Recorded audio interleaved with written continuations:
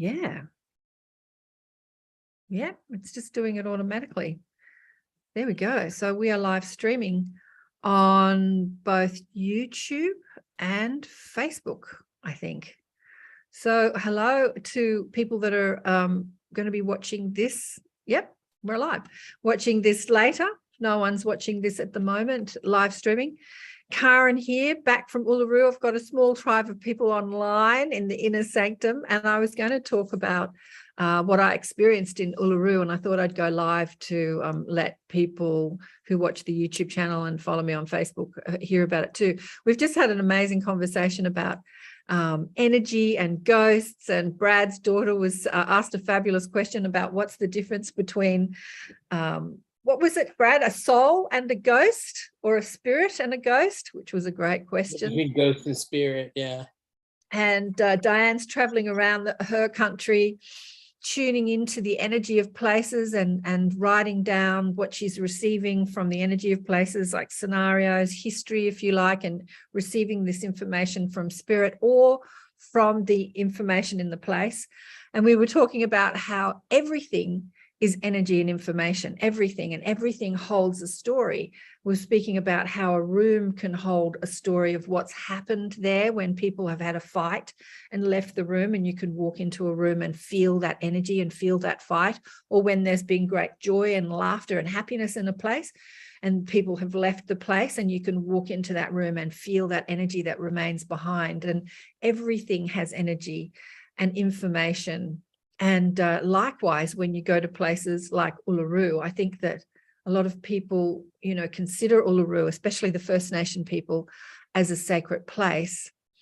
And my friend that I was traveling with had said that she had been there before and that she'd received a beautiful message, a personal message from the rock that really changed her life. And she was so grateful.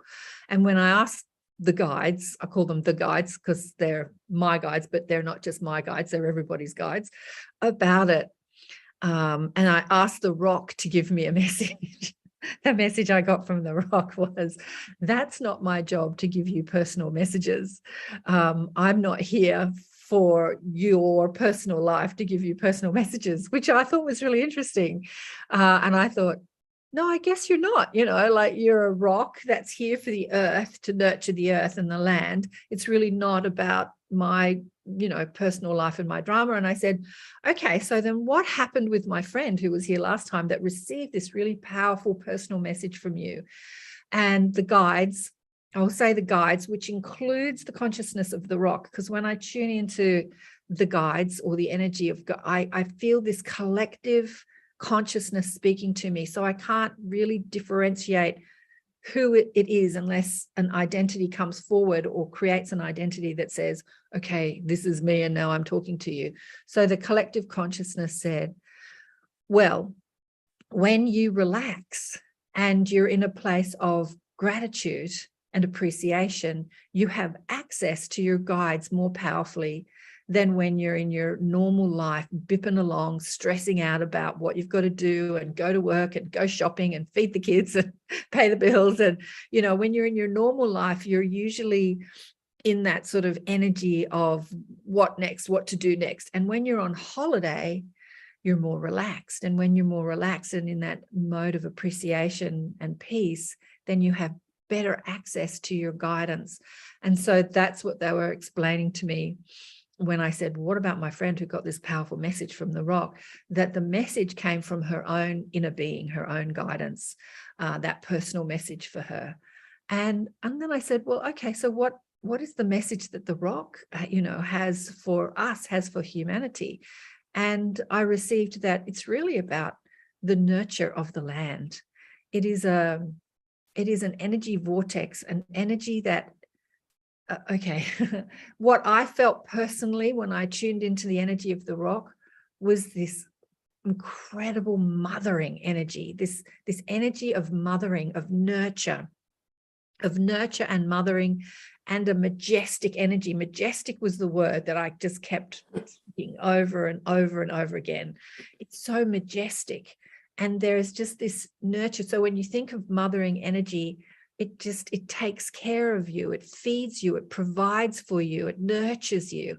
And that's the energy that I got from the rock. And the guide said, even before I left, which I thought was funny, because I was listening to my friend saying, last time I was there, I got this beautiful message from the rock. And the guide said, you can get a message from the rock wherever you are in the world. You don't have to go there to get a message from the rock, because, you know, time and space is an illusion, and consciousness is an experience in this physical dimension, but it's really an illusion. You can be anywhere in time and space in your consciousness if you tap into that frequency or that energy. And so you can talk to any sacred place all over the world. You can be there, you can tune into it, you can astral project your consciousness there, or you could just stay in your body and just receive that information. So they said to me before I left, you don't have to go to the rock to get a message from the rock. And I said, yeah, I know, but I'm still going to the rock because it's been on the bucket list for like 20 years. I've had so many people say, you've got to go there. You've got to go there. It's a sacred place and you've got to go there. And to the little human me, I was like, oh, but it's so hot and the flies, and, you know, I have to put up with the heat and the flies. So we went in our winter. And if you see my photographs, I'm rugged up because it was really cold. It was freezing in the morning. It was nearly zero. It was about 3 degrees in the morning.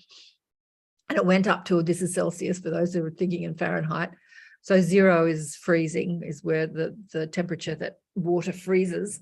So it was about 3 degrees in the morning and about 18 to 20 degrees during the day. So I would put on a jumper and a jacket and warm socks and, you know, warm clothes in the morning, and thinking I'd be stripping off during the day. But actually I kept them on all day. It was only the last couple of days that it got a little bit hotter. It's funny, the temperature out there. The day before we arrived, it was like 29, 30 degrees Celsius, which is a hot day. And then the most time that we were there, it was about 18 to 20 degrees Celsius. On the last day, it was about 25, 26 degrees Celsius. So it has this incredible range, goes right down to freezing cold in the night, and then it can go up to about 30 degrees. And this is in winter. Summer is a completely different story out there. To tell you the truth, I can't imagine being out there in the middle of summer.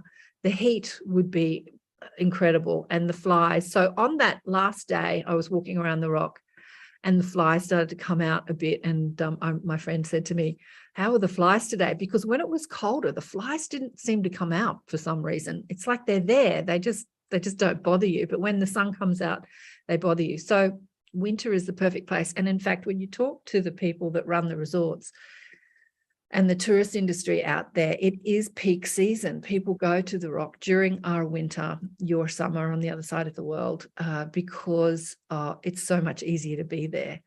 But the energy I felt was an energy of peace out there. What's happened is in October 2019, I think it was, I might be wrong with the dates, the First Nation people took back the ownership of the national park around that area. It's called Kakadu. No, what's it called? Yulara was the place I was staying at. The national park where the Olgas, or Katajuta, which is the indigenous name, and that whole area, it's owned by, it's part of the national park, which is a place where national park, you know, we have them all over the world, but the indigenous have the rights to it now, and they actually own it. They have been asking for the rights back to that part of the world for a long time, and the Australian government didn't give it to them until recently.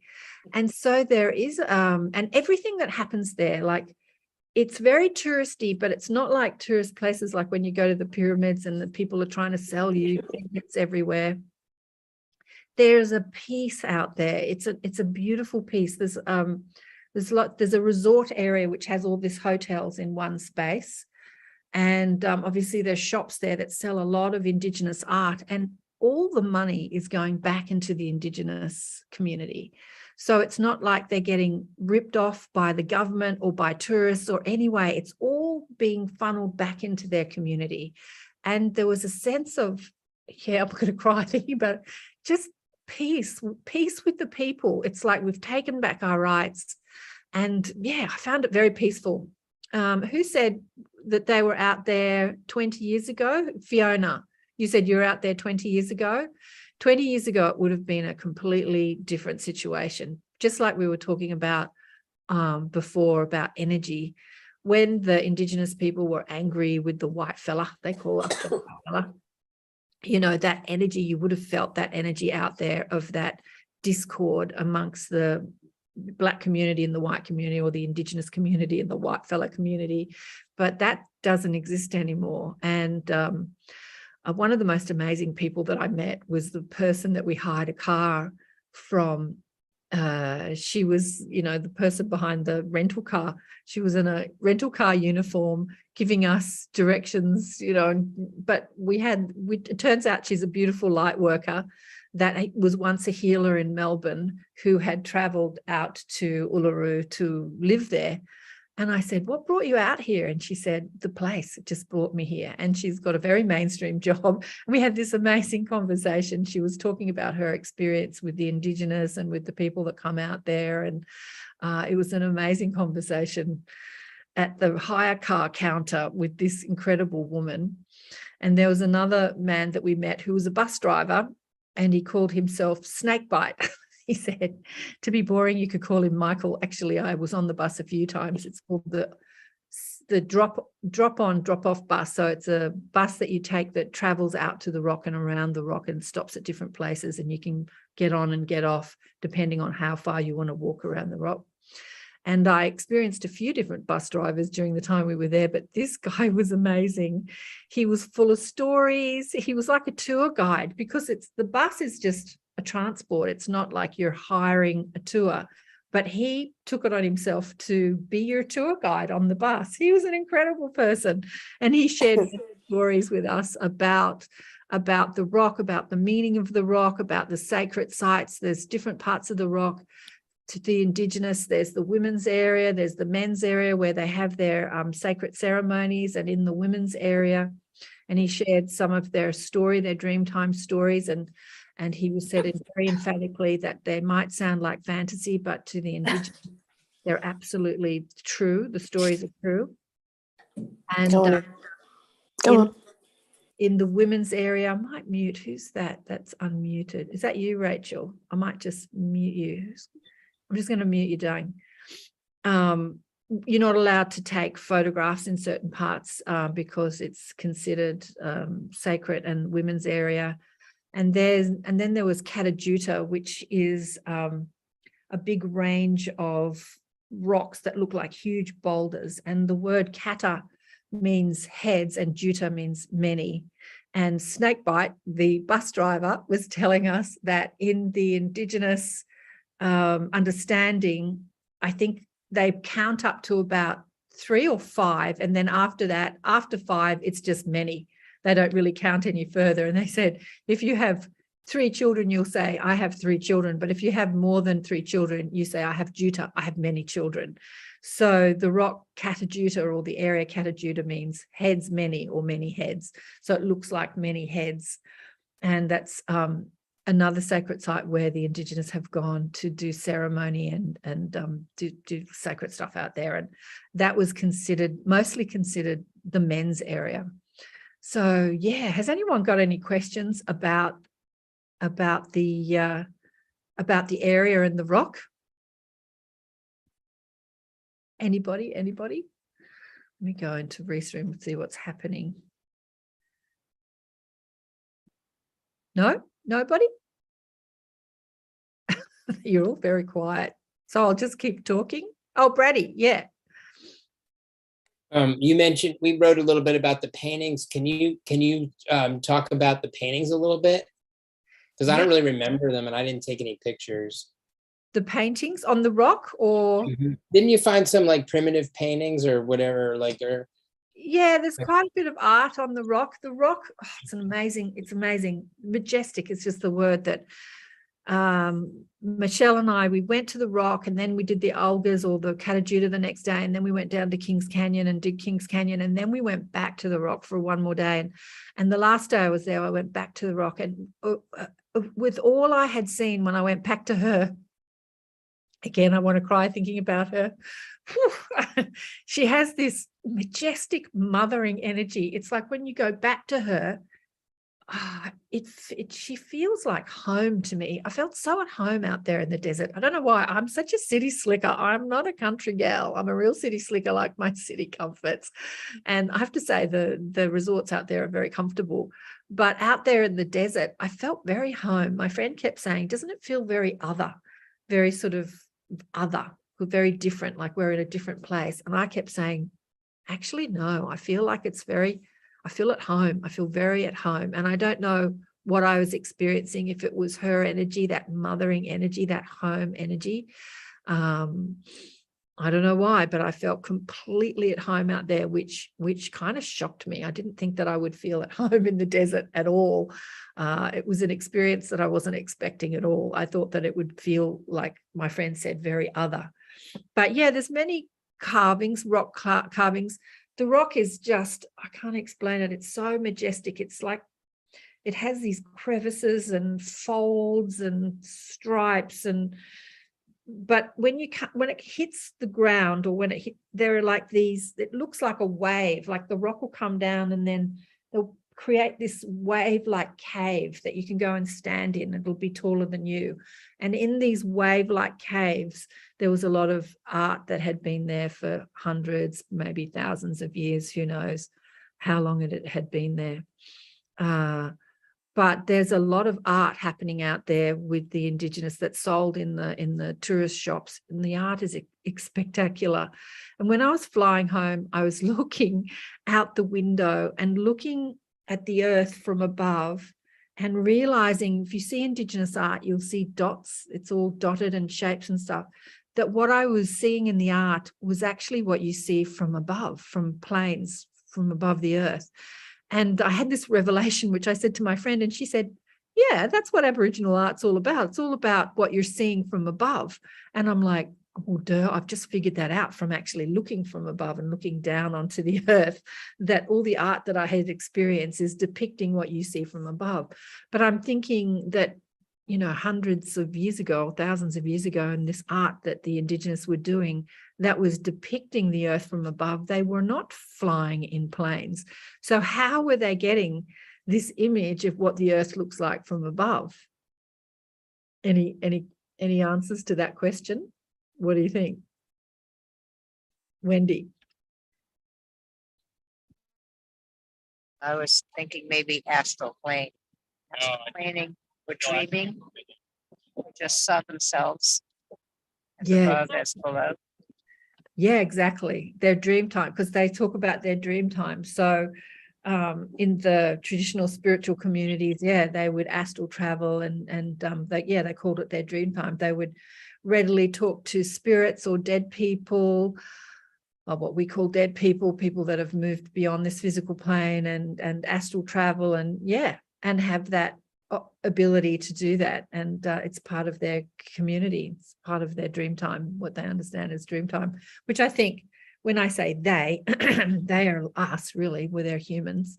We're all, in this together. It's where we're going as a society, moving into our ability to astral travel, or project our consciousness, or talk to spirit, or channel. We're talking about this stuff all the time on these shows.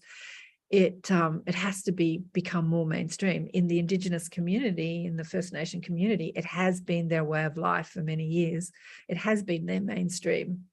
And for us fleshy white people, I call us fleshy white people, we're starting to just get with the program and tap into these abilities. I always call them abilities. I never call them gifts, because I truly believe that everyone has the ability to be psychic, to be a medium, to talk to what we call dead people or spirit, or to tune into the energy and the information of what's around us, be it a rock or a couch or a coffee table or a house or a room or a town or a city, and receive information, tap into the memory and the information that lives there throughout all time and space. It is part of the education of humanity to really sharpen those skills.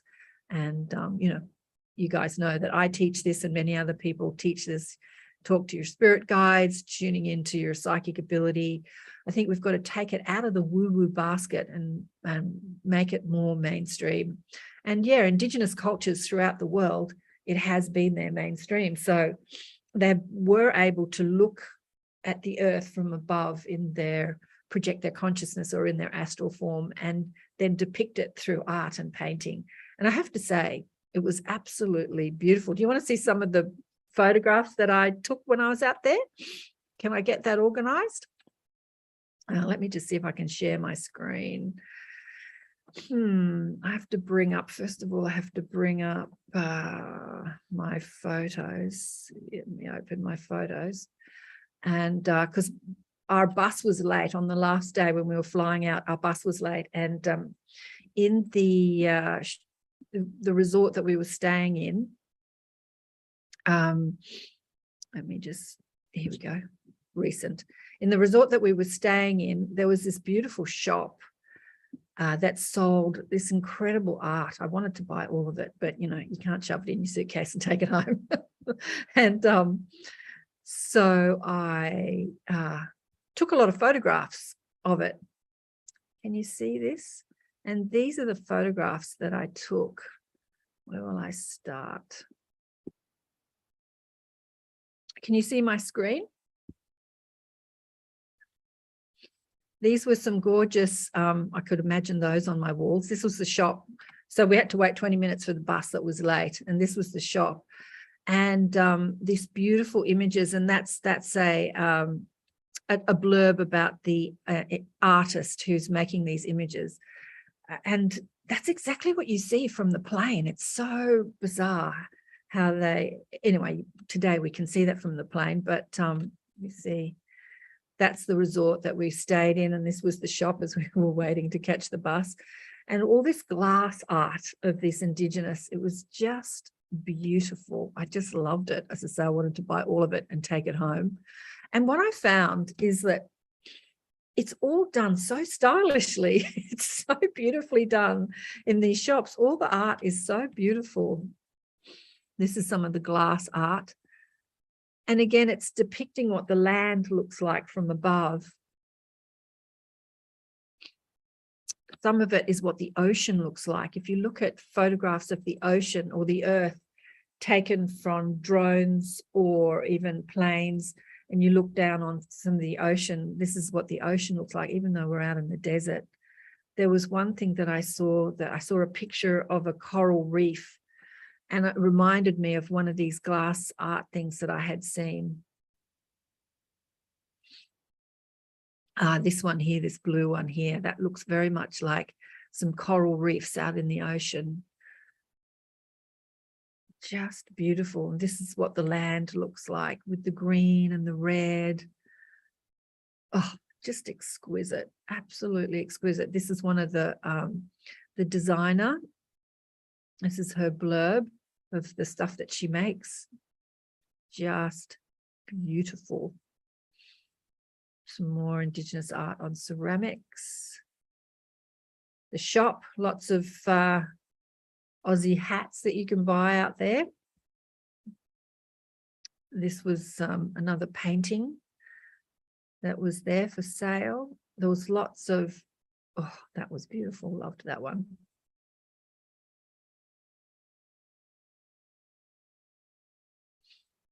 This looks like what you see from the plane. If you blur your eyes, you can see the land undulating. And all the little dots are like the dots of trees, what you see like bushes and trees from above.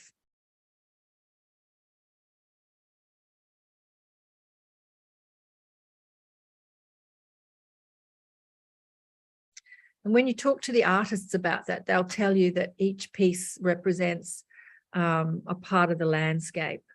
We were looking at some Indigenous artists drawing. There's 3 rocks out there. Mount Connor, which is called, oh, I can't remember the Indigenous name for it now. So there's the English name, and then there's the Indigenous name. I think that we'd seen that one before, but again, it depicts, I loved that one. It depicts the land, what you see from the plane.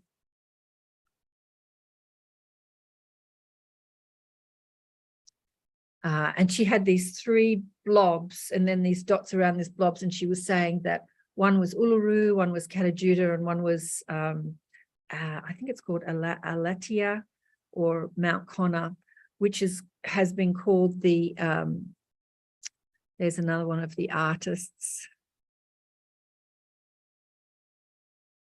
which has been called the fake Uluru. And it's this incredible flat top mountain that you see in Arizona. You see them in Arizona, but in Australia, there's this flat desert land and then this monolith, this thing just rises up out of the earth, this massive structure, which is this flat top mountain, which they call Mount Connor in English. I have got some pictures of it in the background. We actually didn't go there. But I took a chopper flight because I wanted to see the land from above in the chopper. That looks very much like the land. Isn't that beautiful?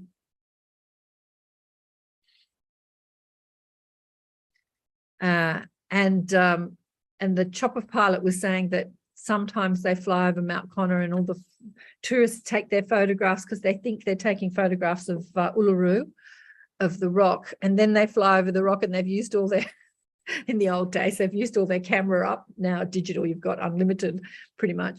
And they'd say, oh, this is us flying out. The plane actually flew. When I was in the chopper, they said that you can't fly over the rock. That's restricted the area. So there are all these choppers in the end, you know, like not millions of them, just 2 or 3. That are taking the tourists up to, there's a couple of companies out there, but you're not allowed to actually fly over the rock. But when we got in the plane practically flew straight over the rock. So you see, this is me taking photographs. You see the rock coming out under the plane. And I kept thinking that it looks like a sleeping animal. It looks like this sleeping animal. There she is. There she is.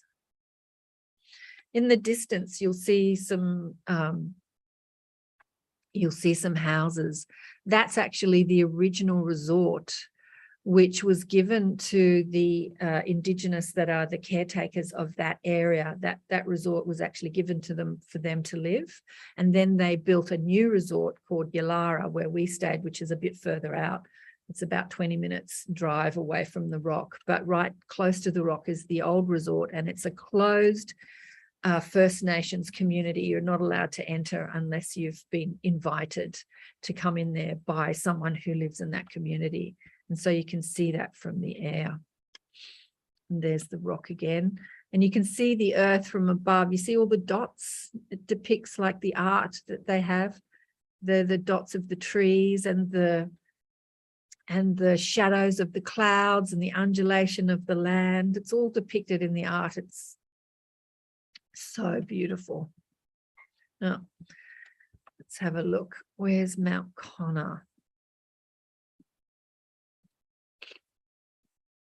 Oh, I took this photograph of some guys on the bus. I thought it was hilarious. The 20-minute bus ride out, we were coming back from the rock, and these 2 boys were on their phone the whole time. And look what's out the window. Anyway, that's just me being cheeky. There is a cultural centre out near the rock where you can go and learn about the Indigenous people. You're not allowed to take photographs inside the cultural centre, so this is outside the cultural centre as you walk in. Oh, that's at the rock. Me getting artistic with my photography. But you'll see the sort of the earth. Oh, there's my finger in the corner there. The red earth and then the bushes. It was actually a lot lusher. When I thought I was going out to the desert, I thought I was going to see a lot of sand, but there was actually a lot of bushes and trees. As you see, the trees are not, this is a little, on the walks around, there's some places that you can sit, especially in summer, you'd need this to get some shade. And then they've made it all very artistic, I thought, and very, you know, to go with the scenery. Wasn't plastic chairs. They'd made these beautiful wooden chairs, places where you could go and sit. The toilets were the same. They sort of meld into the environment. I thought it was beautifully done, just beautifully done. I don't know if you'll see here, there's a white line that goes up the side of the rock here. I've got some more photographs of this. This is the line that was trodden on for, I don't know, 70, 100 years, where people used to walk up the rock. I think there's a fly on my screen there. And then I think it was in 2019, they stopped it. There used to be they had these poles in the rock with a chain so that you could hold the chain to walk up the rock because it's quite steep. They stopped it and they took it out. But that line is where people had trodden on. They created that line walking up the rock. There's that line there. Can you see it? And this is walking away from the rock to, actually I was going to the toilets, but to that area where you can sit in the shade. And there's all these, it's all roped off now. There's all these fences. Here we go.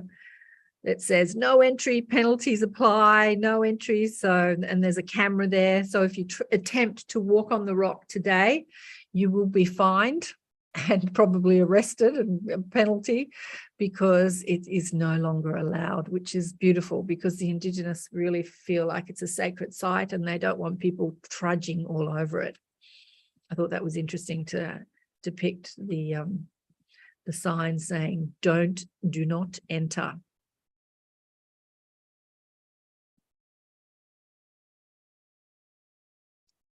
But she's beautiful. She's absolutely beautiful.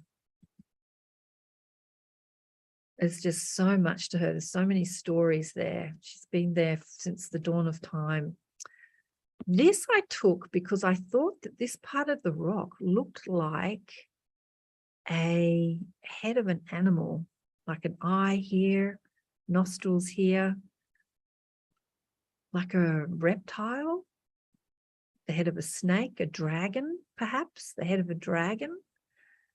I felt it was very dragon-like. I was really, oh, there's me. Yeah, can you see the dragon head there?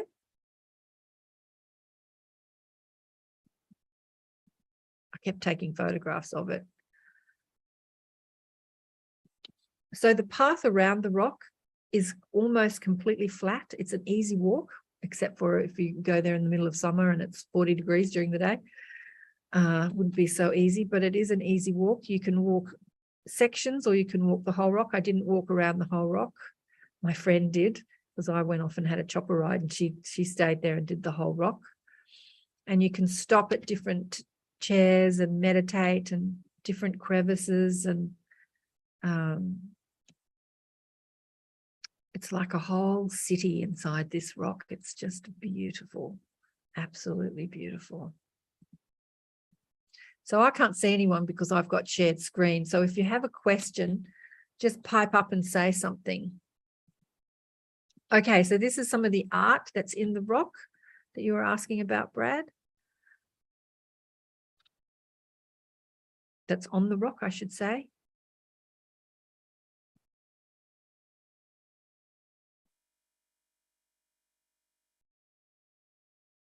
Can you see that?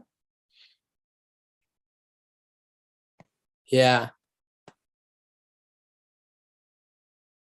I don't know how long that's been for. As I said, we didn't have a guide. We just did the hop on, hop off bus and did our own thing. But it could have been there for hundreds of years, thousands of years. Who knows? It looks like it's been painted over and over and over again, but it's quite old. Lots of circles, lots and lots of circles that they draw. I think they're drawing energy vortices. What they're seeing is energy. Lots of circles and within circles within circles. I'm sure there's a whole story to it. This is a beautiful part where when it rains there are these incredible waterfalls that fall throughout the rock and create these little ponds, creeks. And this is a beautiful sacred women's site. Kapi Mutijula. Oh, I'm not very good at these names, but Mutijula, it was just beautiful. This is definitely a place to sit and meditate and just tune into the energy around. And then there is listen to country. All the signs are so beautiful. They have the story, the Dreamtime stories, and it's educating the tourists, us fleshy white people, about what they believe and the sacredness of the sites. As I say, the whole area feels very peaceful now. That, do you want to read that? Now that the Indigenous have reclaimed the ownership or the custodianship of that area, and it's no longer controlled by the Australian government or the Australian people, even though the national park is a government organisation, you have to actually buy a ticket. It's like $38 a day to go into the national park, or you can buy a year's ticket for $50. So obviously if you go a few times, you buy the year, it's cheaper. And all that money goes back to the Indigenous community that lives out there, that are the caretakers of the land.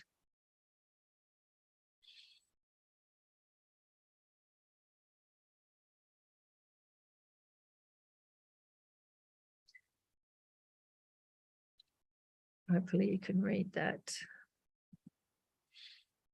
Imagine the water cascading down here during the wet season or during a rain and creating this incredible waterfall.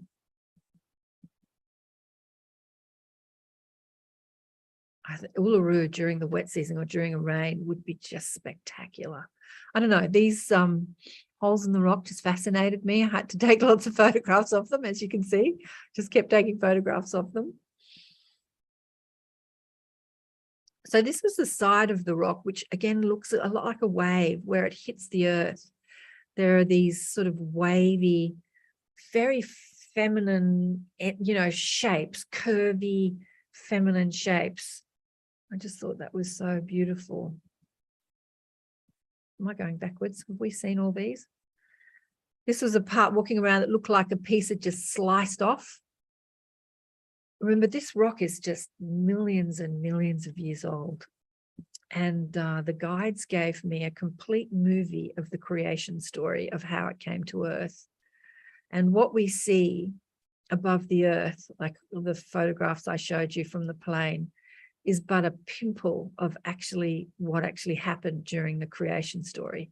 I've talked about on the show before that years ago, people were talking about it being a big part of the ascension, a big part of the ascension of planet Earth, of Earth herself, and that she was a big crystal, or inside is a big crystal, and it's part of the ascension. I got all over the years, over the last 25 years, I've got these pieces. But a few years ago, I heard an Indigenous elder talking about it, saying that it's actually a piece of the Pleiades.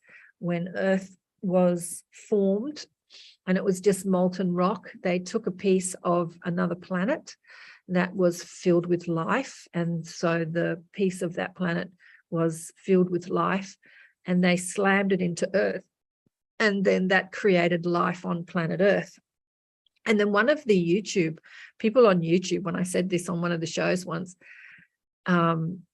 used the analogy of like a sperm and the egg, like the sperm goes into the egg and creates life. And I thought, wow, that is such a great analogy, because according to the Indigenous, the rock goes down at least 10 kilometers into the earth. Like there is like a big spear. And what we see above is just like the tip of the iceberg, if you like. This massive rock is just the tip of what actually, and when I was out there, I was asking for some more detail about this, and I got this movie in my head of the creation story. And it was much bigger, much, much bigger when it hit Earth. What we see now, millions of years later, is just a tiny remnant of what actually hit the Earth at that time. And when it did, it sort of broke off and created the area around it from the sky. There looks like there's this big circle around it, like this massive crater that you could only really see, not even from a plane. You'd have to get even higher to see. This is in the bus going back. Couldn't stop taking photographs in the bus. So this is the bush out there. You'll see these small trees. Snakebite, who was driving the bus, who was our tour guide, created tour guide, he said that a few years ago, I think it was 2018, there was a massive fire that took out the whole bush around this area, huge bushfire. And so all these trees are only a few years old, so they're quite small because everything was burnt. But it's a lot lusher than I thought it was going to be. See how green it is around the rock? It's beautiful. It didn't feel like desert to me. I didn't feel like dry, parched desert. It felt very lush. As you can see, I'm obsessed with her. I took photograph after photograph of the photograph after photograph. In the bars, out of the bars, I kept taking photographs of her. She just is majestic. And I loved the colours of the land, the blue sky, the green trees, the red earth. It's just so iconically, beautifully Australian. This is us in our car. This is, we hired a car for 2 days to go down to Kings Canyon. There was some fires, just taking some photographs of those we were driving past, of the earth that had been burnt with some bushfires. The colour of the earth, they're my gumboots, colour of the red earth. And these were fruit by the side of the road. We didn't know what they were as we drove past them. And then we had to stop. I had to investigate. What is that? There's Michelle in the car. See, as you're driving along the road, you see these little balls on the side of the road. And I just had to stop and investigate. And there are these vines that come out from the bush, and they have this fruit on them. And I picked one and cut it open. It smelled beautiful. I didn't dare eat it. I'm sure it tasted good, but it was the last day that we were there. They look like tiny melons. They're about the size of like a lime, a lemon, and then an orange. They come in all different sizes. Oh, that's Mount Connor in the background, which has been called the fake Uluru. As I say, the Indigenous have another name for it, which I've forgotten, even though I've said it a few times. It just comes up out of the earth, this flat top mountain. We didn't actually go there. We just drove past it as we were driving down to Kings Canyon. This is the place we stayed in Kings Canyon. This was sunset. The sky never disappoints. The sunsets are incredible, amazing, amazing sunsets every night. This is in the background here, you'll see Kings Canyon. That was the area I was talking about before, where they've got a little tiny yellow caravan that sells some alcohol in cans. I didn't buy any, I didn't drink, but you can go and have a drink and sit on this little platform and watch the sunset over the canyon. This is just near the campsite where we were staying. Everyone goes out there to watch the sunset. The sunset.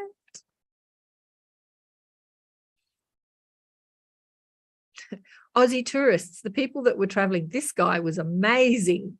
This guy was the singer. I'll play, I don't know if you can hear that. There's a ghost in the doorway, stays far away, but it leaves this presence. Life's unknown, and I know that it's true. The ghost in the doorway is you. For all I want is you, so come in the moon. You're all I want is you, so come out, baby, so come out.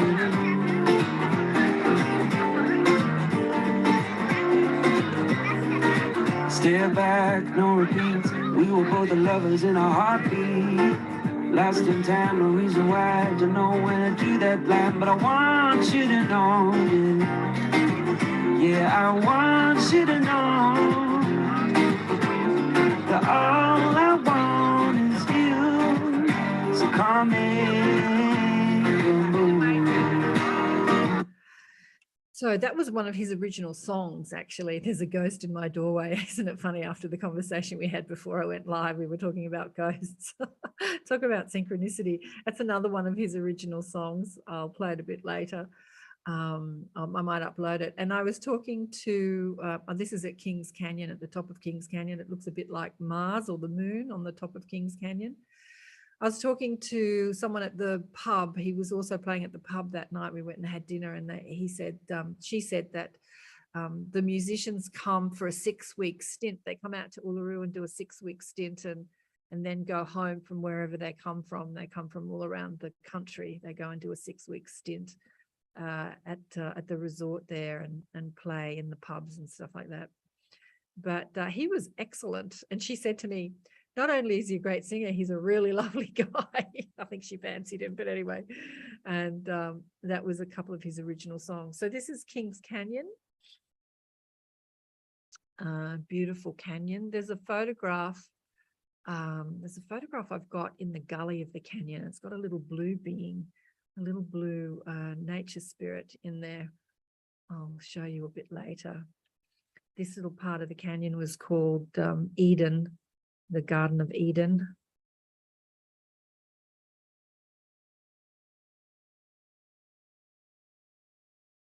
Yeah, it just looks like you're on another planet when you're on the top of this canyon, like you're in Mars. Where's that photograph? I took a lot of photographs of the canyon, but where's that photograph of that little blue spirit? On our way down to Kings Canyon, we stopped at this place. I just loved it. We stopped at this place to have a cup of tea and go to the toilet. This was the toilet block, and I just love this.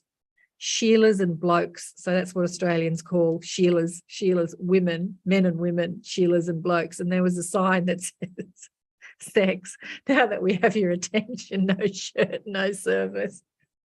I just loved that. I thought that was hysterical. Australian sense of humour. Where's that little blue being at the canyon? I think it is here. Oh, that's the place where it says sex, no. We stopped and had a cup of tea or a drink.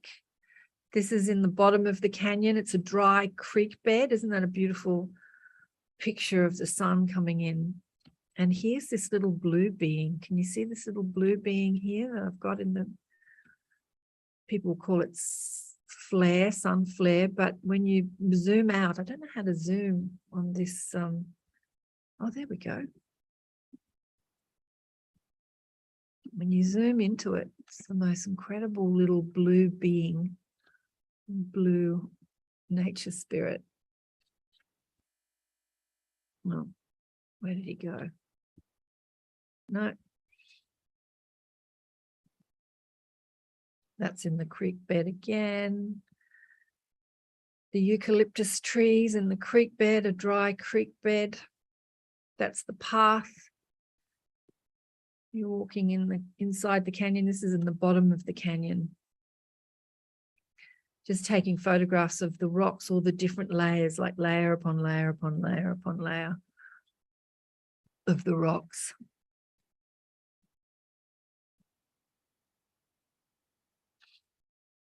There's a little observation deck inside the creek, the dry creek bed, and you've got the canyon all around you. We stopped to have a rest. Had a chat to a couple of people that were there. They were a doctor from Townsville. One was a doctor from Townsville that was traveling around with her husband.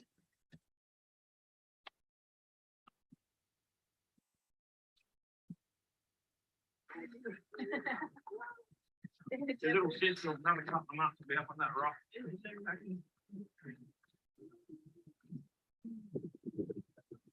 Kings Canyon. Yeah, this one.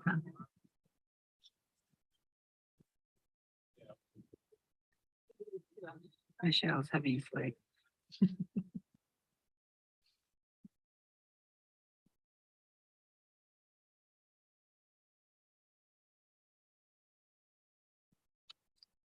Sunsets never disappoint.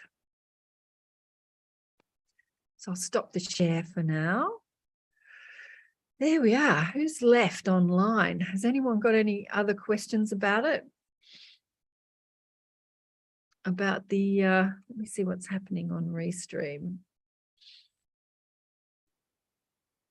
No, nobody seems to be asking any questions. Oh, hey, hang on, I'm looking at the wrong thing. Chat. Glad to be here from Minnesota, USA. Amazing. How did they do that? Very effective. Hi, Karen, sending love.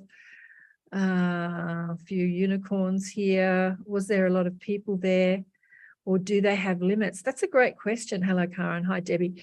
That's a great question. Was there a lot of people there, and do they have limits? There didn't seem to be a lot of people there, but when you look online, they said that all the resorts were full, like it wasn't easy to find accommodation. And as I said, the winter is the peak season out there, but it did not seem overcrowded. And I suspect that, yes, they do have limits. I guess that the resort is the only place you can stay close to the rock, unless you drive in and you're staying at Alice, and that's about a 3-hour drive from Alice Springs to the rock that you can go in for the day. So I guess there's no limits. Oh, there's chat. Sorry, I'm just looking at the chat there. There's lots of questions in the chat. There's no limits for who can actually go out there during the day. Maybe the national park, if they were swarmed with people, they would limit you, but it's a pretty remote area out there. You really have to fly in or drive in. It takes a bit of work and quite a bit of money to get out there, unless you do it on the cheap and camp, or stay at Alice Springs and camp around the area. But that's a great question. Fiona, I was thinking that there were Bob Randall, who has since passed, lived the old resort area. He was a traditional registered owner of Uluru. We went there to visit him with his partner, who was an artist. Ah, beautiful. Some have said that she's Earth's navel, others Earth's heart chakra. Did you have a sense of either of those? That's a great question, Diane. Earth's navel and Earth's heart chakra. I think that the whole chakra, you know, us trying to depict the chakra points of the planet, is a really human thing. We're trying to sort of match her to Earth. Earth's navel. I reckon that navel seems more than a heart. I mean, when you feel the energy of the rock, as I said, it feels nurturing and mothering. It feels like it's just nurturing the land. And in that way, you can say that it feels like the heart, because it has this majestic mothering energy to me, and it feels feminine to me. Somebody else could get a different feeling, but because the umbilical cord, because the navel is the umbilical cord that's attached to the mother and feeds the energy or the life force to the baby originally, to me, it would feel more like an umbilical cord. It's like it's feeding a life force into Mother Gaia, into planet Earth. What they showed me when they showed me the creation story in this movie in my head, the analogy of the sperm and the egg was so beautiful, because once the egg enters the ovum and then creates this life, then the sperm, as it was, is kind of becomes one with the egg and is no longer sort of doing that. Once it's done, it's done. And that's what they said about Uluru. When she sort of put life into the earth, once she did that, it was done. And just like the sperm, it's done its job, and that it sits there as this remnant of the creation story that created life and, you know, imbued life into the planet herself. I guess that maybe the consciousness of Earth maybe came with her, because Earth is a consciousness, just like we have a consciousness. Who knows? Yeah, the guides are saying that it's a little bit more complicated than the way we think in our human minds. Our human mind. Okay, so what they're saying is that the Earth itself has her own consciousness, but obviously the collective consciousness of every living being that is inhabiting the Earth also creates a collective consciousness, which is a part of the consciousness of Earth. So in order to separate her consciousness from our consciousness, it kind of melds together and creates this one energy, this one consciousness. So we and her are one, her and Earth and us are one as we live here in these human bodies. Yeah, and what they're saying is that the body itself has its own consciousness, that the soul or the consciousness of the soul can leave the body, and the soul and the body itself can still exist as a living entity because of the consciousness of the body. Fed by the consciousness of our soul. Yeah, so we've heard those stories of people that, you know, bodies that don't have consciousness. I've seen that in old people's homes, actually. When I was visiting a relative in an old person's home, there were people that had been there in sort of a catatonic, comatose state, but actually awake and eating, but sort of catatonic. And as I tuned into it, there was no soul in that body. It was like, no one's home. There's no soul in that body, but the body is still eating and looking at you and moving and awake, but no one's home. Michelle, love catching up, love the photos. Unfortunately, have to go. I wonder if the fire was before or after it was handed back. Oh, that's a good question, Brad. That's a good question. I think it might have been before. Barb, that was Barb. Yeah. Barb asked that. Yeah. Yeah, Diane said it actually looks like like the American Southwest. It does, doesn't it? I'd love to go out to the American Southwest, actually. Oh, is it Arizona where all those sort of monolithic structures are? Is that in Arizona? There's Arizona, Utah, Nevada. We have Bryce and Zion, and but it does look a lot like that. Utah. I saw Kristen said something like that. Utah with the red earth. Mm-hmm.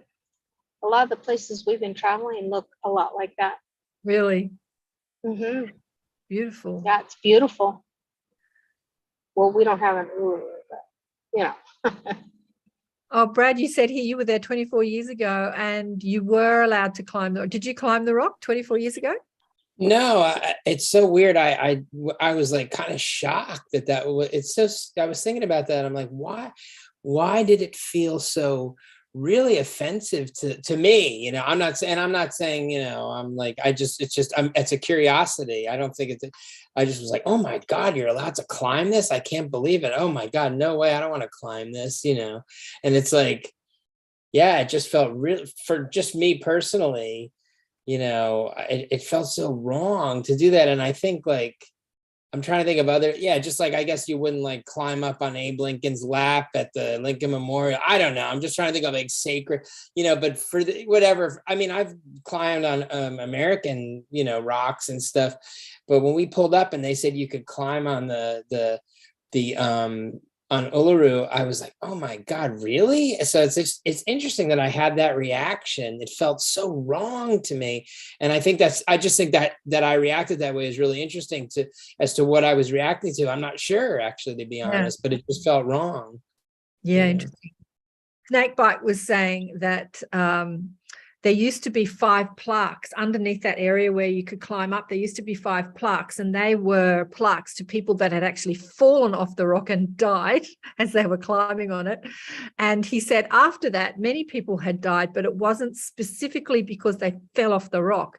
It was because they had a heart attack at the top of the rock, or they came home and had a heart attack later when they were in the resort or the hotel afterwards, so he said that there were many other deaths, but not specifically related to falling off the rock itself, but just related to health problems and maybe over extenuating yourself by crawling up the rock, like crawling, because it's very steep. I tell you what, I would never have walked it even if I was completely unconscious, just because it looked very steep and didn't look like something fun to do. But I think it's depicted. You can see photographs on YouTube of people crawling up the rock. Even that story of, you know, the dingo taking the baby that Meryl Streep was in the movie. Gosh, I can't think of the names, but yeah, there's pictures of people crawling the rock. But in all that time, only 5 people falling off and killing themselves is not many, really. It's not many at all. Snakebite was full of fabulous information. And Fiona said here she didn't climb the rock either. Same, didn't feel like she wanted to climb the rock. Yeah, absolutely. Let me have a look at Restream. Has anyone else got any other questions? Thanks, Karen. Thinking of heading back there. Yeah, Narelle says, yeah, it is beautiful. Absolutely beautiful. I feel like a tourist agent for the rock, but it took me 25 years to go there. I remember about 25 years ago, there was a whole group of, the time I was in my 30s and they were in their 50s and 60s, elder women going out there to do some sacred ceremony. And they were saying, come. And because of my, dislike of heat and flies, I'm like, nah, I'm not going to go out there. No. So there was a lot of resistance to going out there.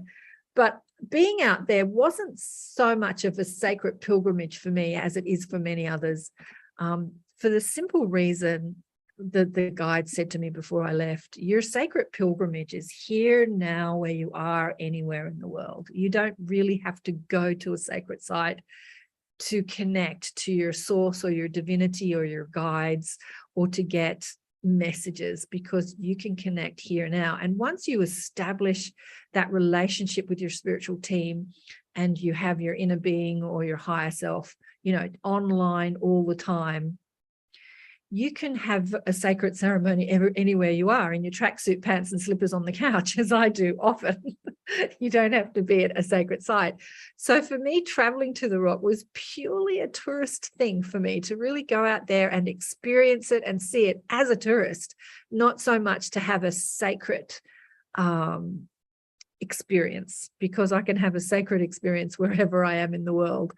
But just to enjoy it, to enjoy the scenery, to enjoy the view, to enjoy the people, including the people that worked there. I had lots of chats with lots of people that were working there. There was a guy that picked us up from the airport or dropped us off at the airport or something like that. I can't remember, a Fijian guy. And he said that 200, he came out there with 200 other Fijians from Fiji, because after COVID, I spoke to a lot of the staff about how did COVID affect this resort, because it's a tourist place.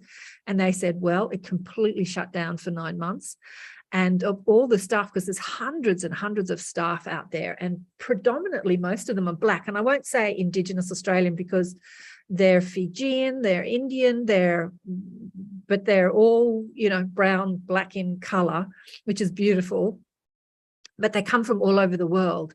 And the Indigenous community that work out there, this was Marie telling me this, the light worker at the car rental place, they don't work at the resort because they don't have to. They get supplied with a lot of money from the national park money that comes in, and also from the tourist dollar that comes in from the resort.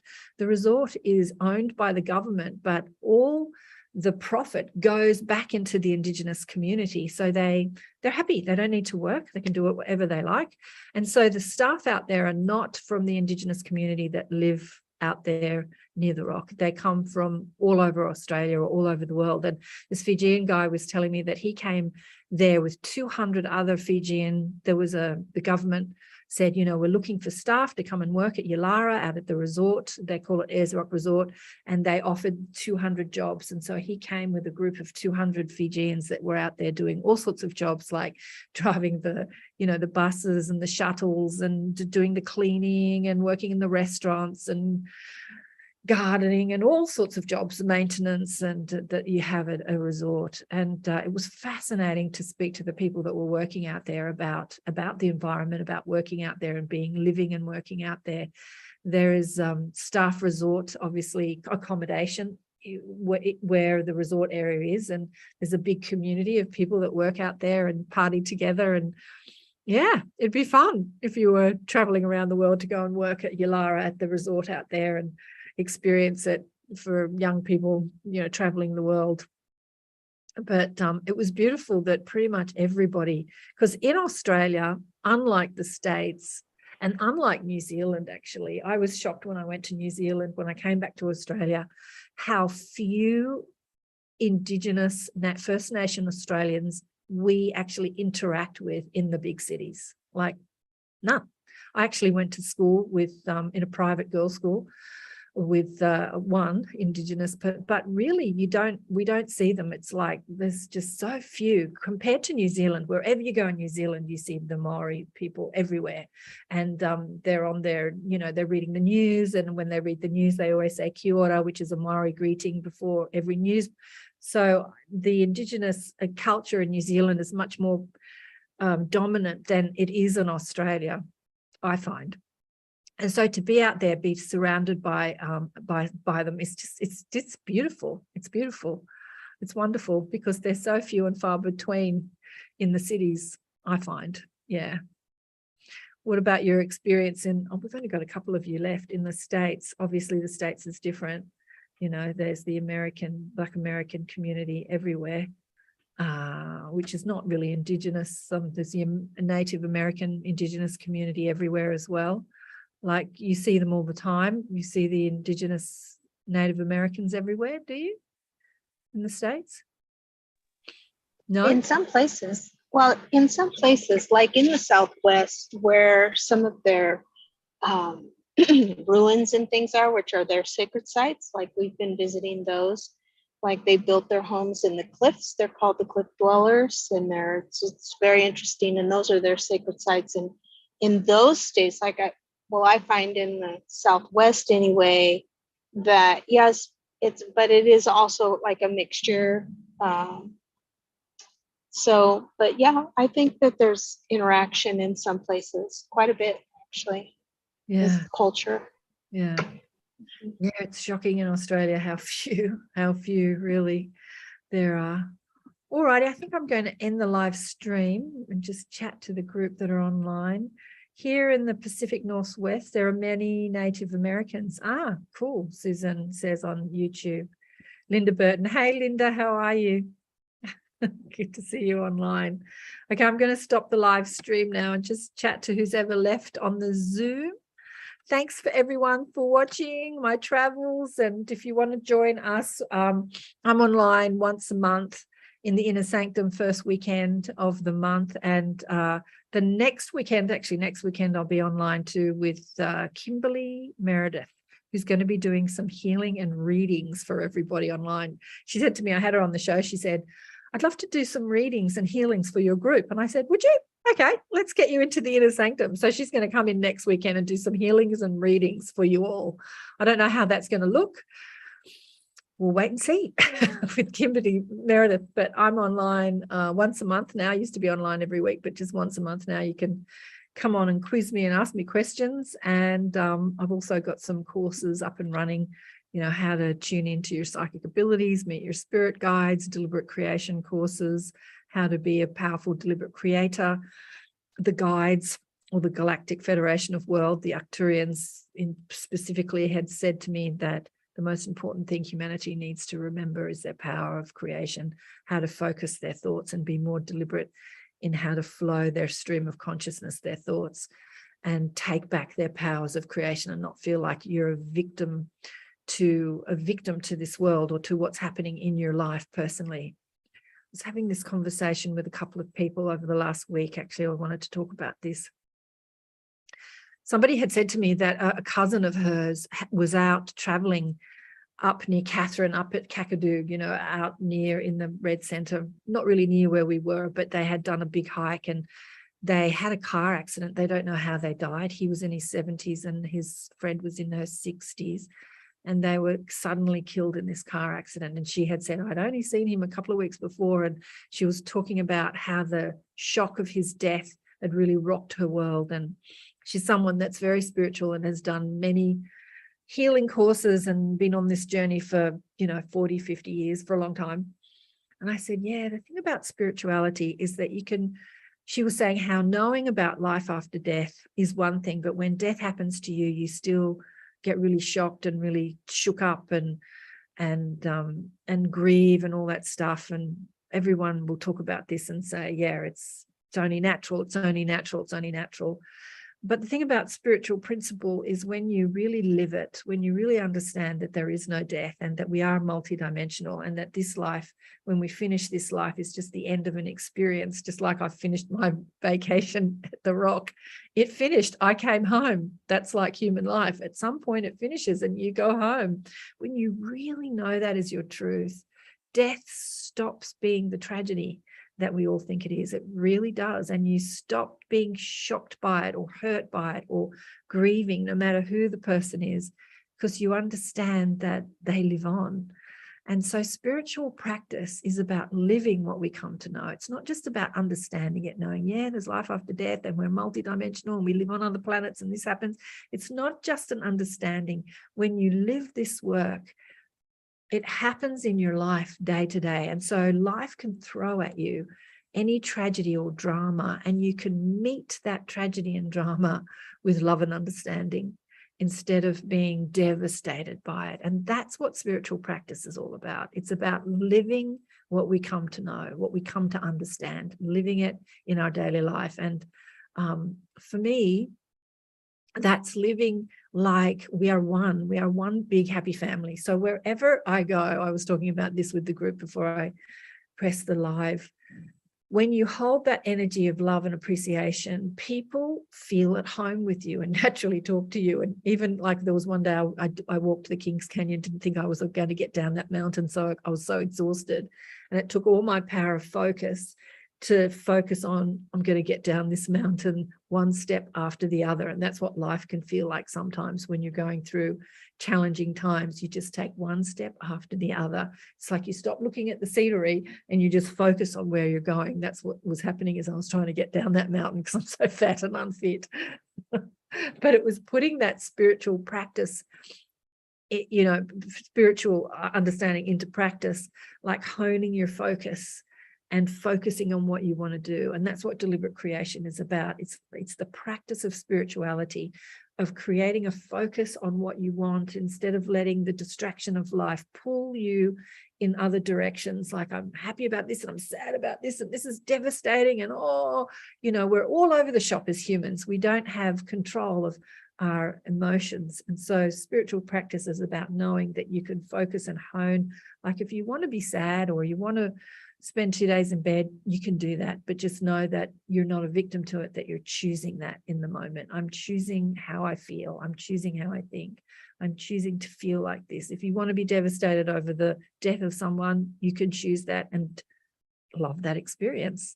Because as I say, when we're spirit, when we've left this physical plane, we don't have the opportunity of having devastating beliefs or thoughts or experiences. And so you can revel in the contrast that we experience here on earth and enjoy feeling bad, enjoy crying or enjoy being dramatic. You can enjoy it, but you can also know that it's not happening to you, that you are creating that through what you're believing to be true or what you're choosing to experience. So yes, and as I say, my experience of life is that I'm one with everyone. So I feel completely at home wherever I am. I'm at home, and I feel completely at home with whoever I talk to. I'm talking to a complete stranger, and I talked to lots of them over the last couple of weeks, and I felt like I was talking to an old friend. Like everyone I spoke to, whether it was the person at the rental car desk or the person behind the desk at the checkout in the hotel or the bus driver or the tourist, everyone was my friend, was my family. And that's that experience of spiritual practice in action, that you feel at home and comfortable and like everyone is family. We are this human family. We are a spiritual family having a human experience. And that's what I wanted to say about that. So cheers. Susan says cheers. Yeah. So thanks again for watching, the people watching the live streaming, and I'll be back soon. I've got a couple of shows coming up this week. One that's fascinating, a book called The Thai Uber Prophecy. I'm going to talk to a guy called Samuel Chong all about that fascinating book, and one with Jeff Reynolds, who has the Jeff Mara podcast. I'm going to chat to him about his experience. And then we've got Kimberly Meredith on the weekend. So it's a busy week. Thanks, everyone. Where's the live streaming service? How do I turn the live streaming off? God, as I said, I haven't been on Zoom for a couple of weeks. I've forgotten how to use it. Live. How do I turn it off? Stop live stream.